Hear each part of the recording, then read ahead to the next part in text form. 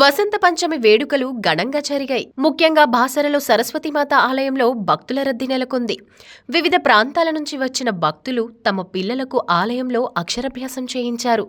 చదువుల తల్లి సరస్వతీదేవి జన్మదినాన్ని వసంత పంచమిగా జరుపుకుంటారు. ఈ పర్వదినాన తమకు జ్ఞానం ప్రసాదించి ఉన్నతికి పాటుపడాలని అమ్మవారికి పూజలు చేశారు. చిన్నపిల్లలకు అక్షరాభ్యాసం చేయించారు. స్కూళ్లు, కాలేజీల్లోనూ వేడుకలు ఘనంగా జరిగాయి. హైదరాబాద్ కొత్తపేటలోని ఓక్వుడ్ పాఠశాలలో వసంత పంచమిని వైభవంగా నిర్వహించారు.